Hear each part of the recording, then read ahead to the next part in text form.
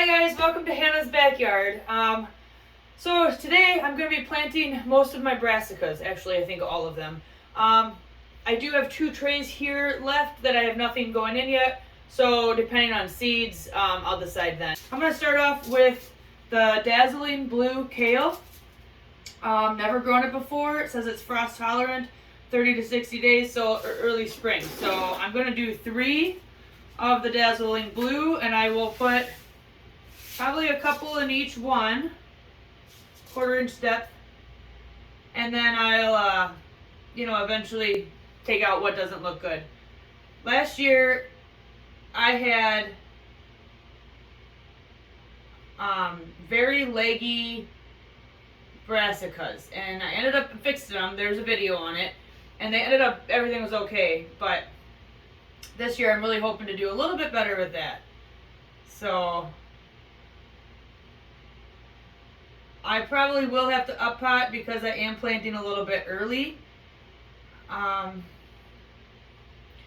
we'll get there when we get there. You know, if I don't get leggy plants, these might be okay to keep them in there.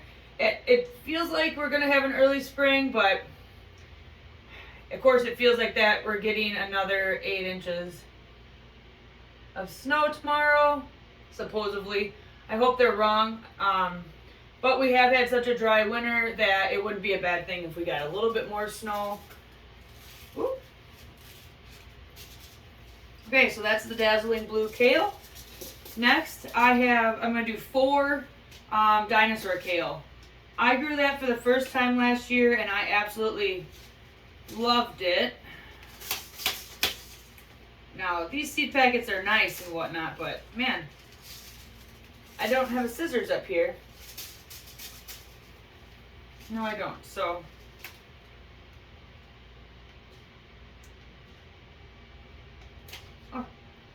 there we go. Somewhere I have a thing for opening. There. Now, last year was my first year growing kale, and I will admit, that is one of my favorite things. I don't know why I've never grown it before. And my chickens love it, so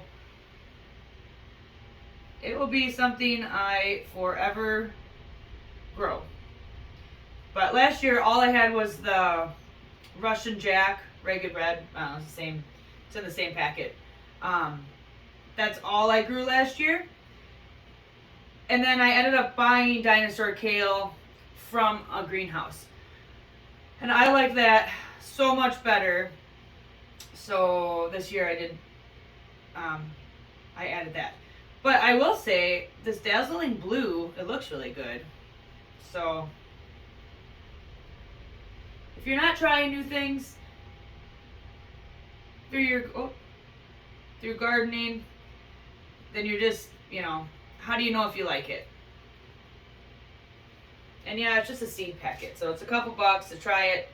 If I like it, I can reuse, most of the time, reuse seed packets the next year. So that's the dinosaur kale.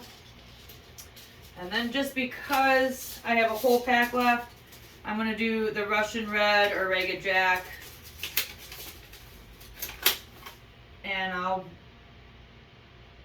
probably feed the majority of that to my chickens. They loved it so much. If I would trust them to not eat it all, I literally would put it in their run because they liked it that much. So there's that. Next is the purple cauliflower. This was my favorite thing I grew last year. I don't know how many seeds I have. Looks like 1 for each. Oh no! 1, 2, 3, 4, 5, 6, 7, 8, 9. And I have 8 spots. Oh, okay. Well, hopefully they all germinate.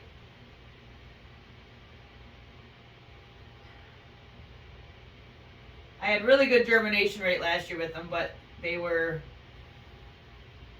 first year seeds, so .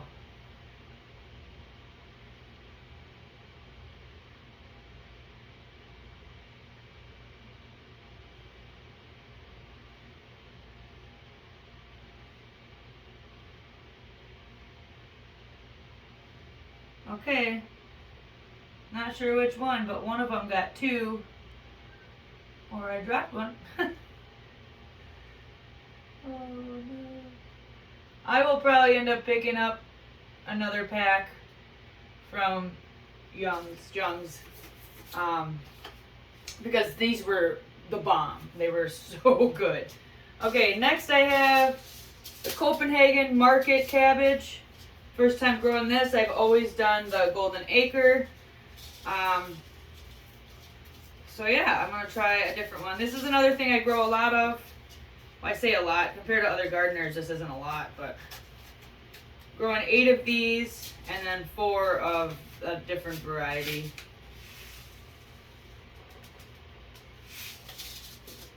So.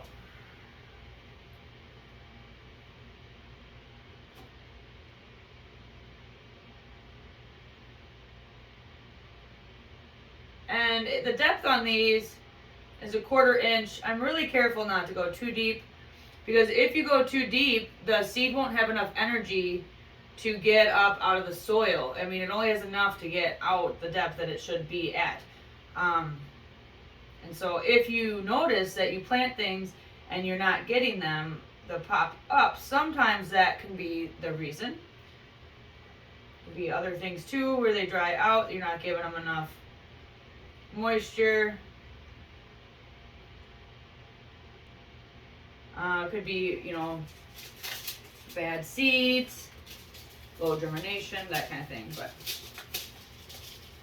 okay, there's that. Now I have, these are really old seeds, so I'm going to end up doing a couple in each one.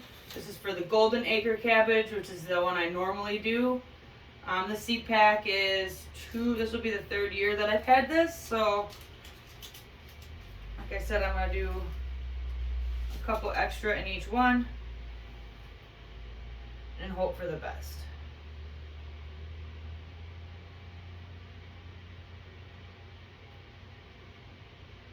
Now you'll notice that I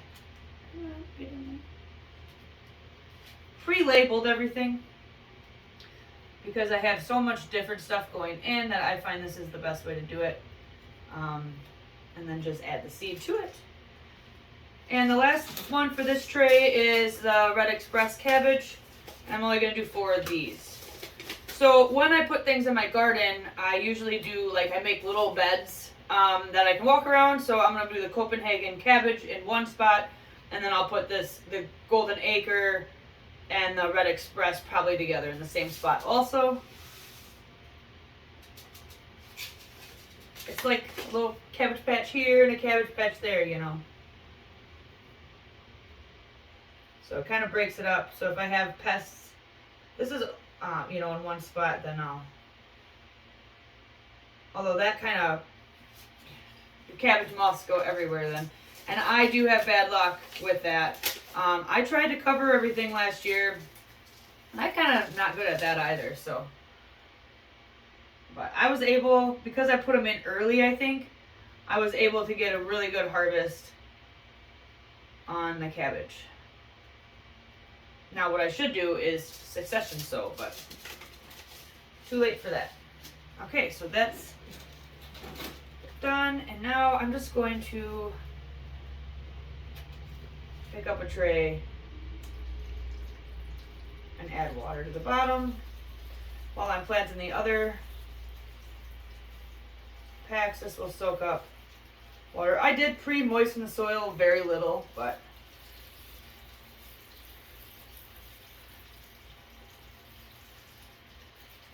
alright, well that's plenty of water. We'll let that suck that up. And trade trays. Push this one over. Okay, so here I have something else that I have never grown before, and I'm going to do very minimal. Where'd it go? Oh, here. Swiss chard, Ford Hook Giant. Never grown it. Why not? I take that back. I have grown it. Last year, once again, I bought a plant from a greenhouse or a nursery. So I did that. and I really liked it. So I'm like, you know what? I'm going to buy a seed packet and grow from seed myself. So I'm just going to do 2. Oh wow, these are big. 1/2 inch depth. Wow. I'll put 2 in each one. These are much bigger than I was expecting. Yeah, the soil over here I didn't pre-moisten at all, and you can totally tell a difference. But I'll definitely have to water that in. Okay, next thing I have is Brussels sprouts. And I was storing my seeds in a tote, and they just happened to all dump out. But there's 4 seeds in here, so I could do. Yep, there's still 4 seeds, so I'm gonna do 2. I'll just throw the 4 in there.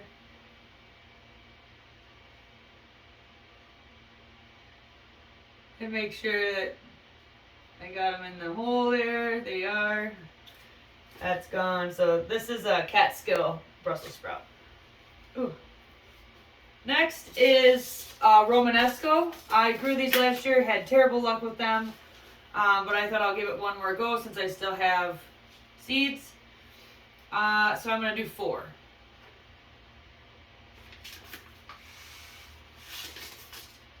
And because it is an older pack, I'll do a couple seeds in each hole and hope for the best. And I'll thin as needed. I'm hoping for better luck with these. I will say I started these a little bit later last year than the others, so I think they ended up bolting because of the heat. And they got frostbite really bad when I first put them out, and they were so little and tender that I didn't really give them a good chance. And then next will be the Waltham broccoli. I said last year I wasn't going to grow more, but here we are. I just like being able to go out there and get broccoli if I want to. Also, chickens, you know, nothing goes to waste around here. And if I haven't said it yet, I am getting 10 more chickens. So, I'll have plenty of food for them.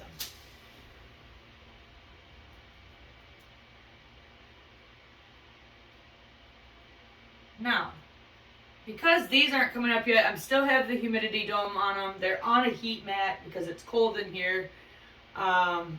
So they should be just fine. I need to fill up some water. Now I need to figure out what to put in these 2. I planted all the brassicas that I wanted, and I got 10 more spots. So I'm thinking some lettuce. I'm going to run down to my seed area and get more lettuce. So I am back with 2 types of lettuce. I'm going to do 4 of the tennis ball lettuce in the smaller container, and then 6 butter crunch. So there's my mark.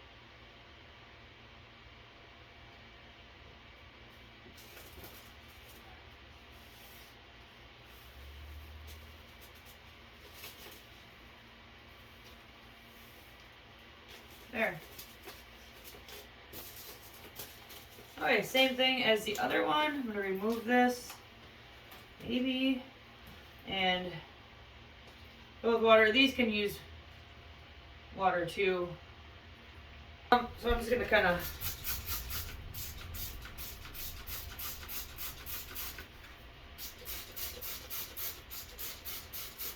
oh my goodness, water that in. Just slightly moist, just to keep everything in there.